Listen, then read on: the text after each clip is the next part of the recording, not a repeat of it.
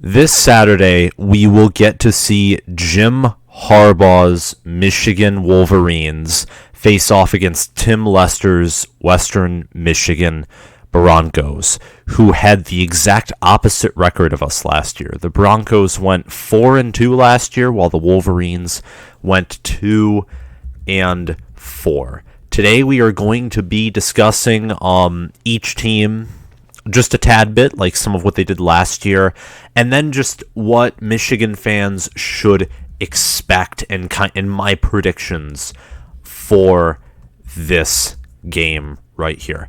So let's get right into it and preview the Michigan Wolverines. The Michigan Wolverines last year finished 2-4 that was their record, and in conference. It's kind of a little awkward to say the same record in conference. That's why I paused there. Just not used to it. COVID was a weird year, and now, thankfully, it's mostly past us. The Michigan Wolverines only scored 28 points per game and allowed nearly 35.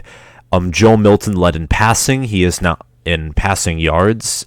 He is now the starter at Tennessee. Cade McNamara subbed in for him as the starter later in the year and did much better, throwing for 5 touchdowns, no interceptions, and just under half of the passing yards. Hassan Haskins led on the ground, and Josh Ross and Daxton Hill and Michael Barrett all led in tackles. Ross and Hill led in interceptions, and those 3 players on defense are all back, so that's really good. Michigan is looking to improve from last year. The Western Michigan Broncos, on a little bit of a different note here, scored 41 points per game, and allowed just under 35, really 34 points per game. They played in a much easier conference. Obviously, the MAC, they went 4-2 and started off 4-0. Caleb Ellaby led in passing with 1,699 passing yards, 18 touchdowns, and 2 interceptions for a 194.8 quarterback rating. Wow. That is something else, and he is going to be the starter in 2021 as well. So a quarterback who is great by MAC standards. We'll see how good he is against the Wolverines. They were led by Ladarius Jefferson in rushing yards and yards from scrimmage, and Trayshawn Hayward led the team in total and solo tackles. So Western Michigan looks to continue to improve, and if possible, Western Michigan also looks to get the upset against the Michigan Wolverines. Michigan, these are both teams' first game against each other. Obviously, no team played in week 0. So that's just a little bit of a preview of what happened last year, and now we are going to move on to what Michigan should expect here. Because Western Michigan is a pretty hefty underdog, especially for where Michigan is ranked in ESPN's Football Power Index. They're outside of the top 25 in the Football Power Index. They started the year ranked 40th. They've climbed into the top 30, which I like. I mean, I don't think this team should get ranking or hype, but 40th on the FPI is basically saying this team has little to no talent, and I don't think that's true at all. Michigan has plenty of talent. A lot of things play to our advantage. We're going to have fans back in our stadium, which means it'll be hard for any team except likely Ohio State to beat us at home, which is a great thing.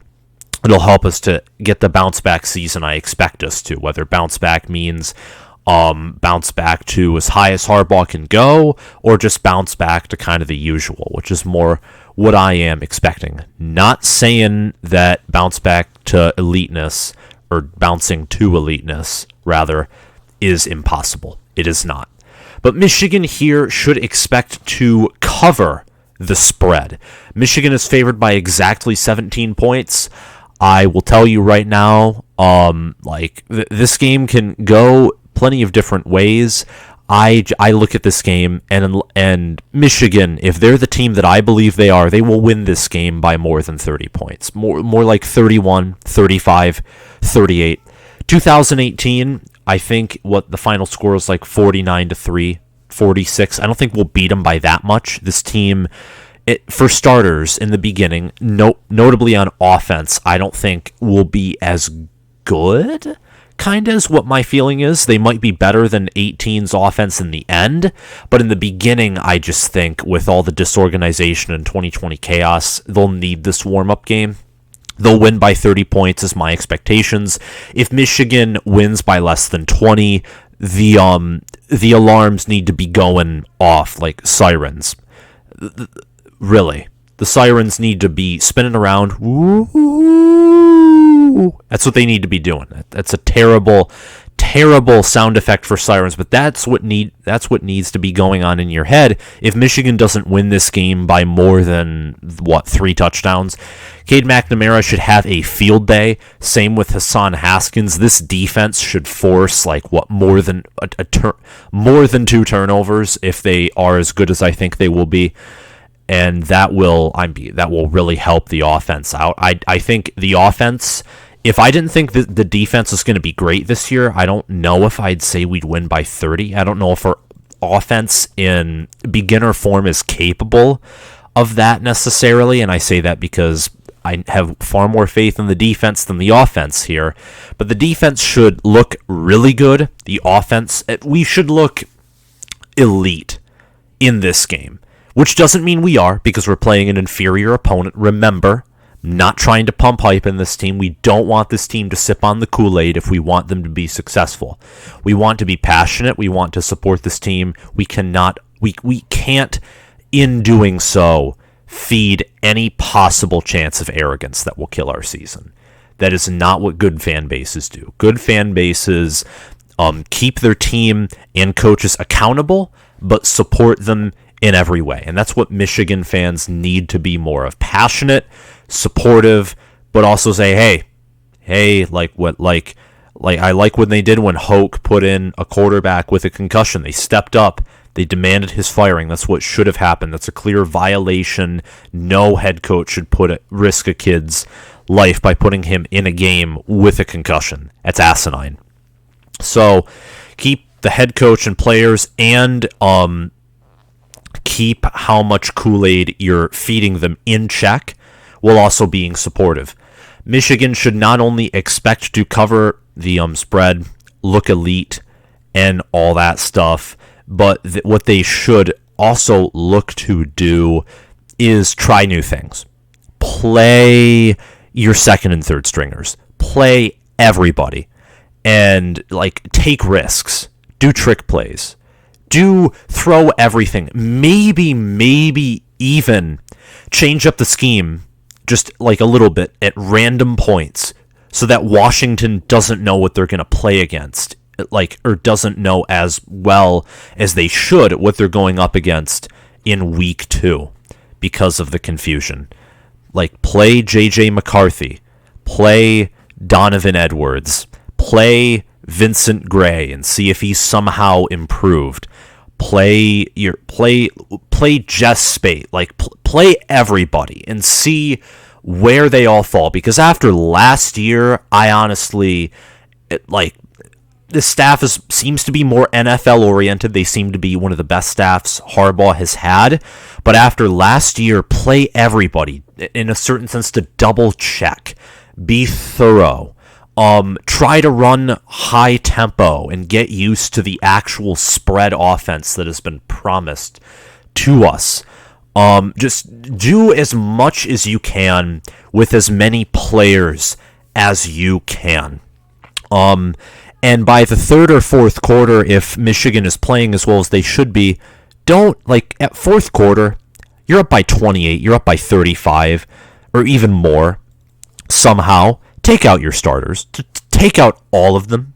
If you're up by 4 or more touchdowns, or if you're up or if you truly have analyzed Western and you don't think they can crawl back, put in your backups.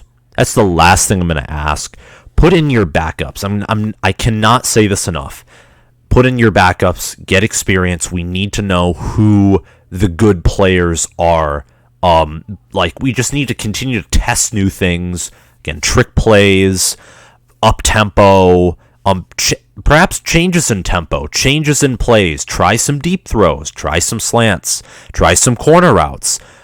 Test their coverage, whether it's going to be zone or man. I have not looked into Western's defense that much, but just test new things, because testing new things against these small teams, succeeding in them, and then maybe testing them against Washington if they work out super well, or against Rutgers, or teams that will be better or more competitive, or conference teams, could maybe help you execute that play or that strategy perfectly against the Ohio State, against the Penn State, against the Indiana, and more or less so, because it's earlier in the season, against the Wisconsin. So Michigan should, one, look like an elite team against Western. If they don't, alarms, red flags blaring off and going off everywhere. And by elite, I mean just in that's like the ultimate umbrella. Michigan should win by 30 points or more. That's 2. Michigan should play everybody, like get in the backups, test things out. I mean, that's kind of conditional on 1 and 2, but since I'm expecting like 1 or 2 or close to both of those being fulfilled, play your backups. And like 4, test new things. And like 5, show us, and that again kind of ties in with 1 and 4, show us the spread. Those are the 5 things I ask. Thank you all for watching this video. This is just me previewing Michigan versus Western Michigan, that whole game. I'm excited to watch it. I'll be watching that along with Penn State and Wisconsin Saturday. Honestly, I'm going to try to watch both as much as I can. I really care about Michigan, but I also care about, Wisconsin Penn State's an important game. And I've already explained that in a different video, but there are very big implications with that game. And this game, I'm hoping Michigan, I fantasize that Michigan wins like 70-0 and absolutely blows the doors off with how much they throw and run and everything. But again, thanks for watching. Subscribe, like, comment your thoughts below, comment your score prediction below. Just do all that stuff. Hit that notification bell so you can see more of my videos and just get notifications for them right when I post. Thank you all for watching, and I'll see you around.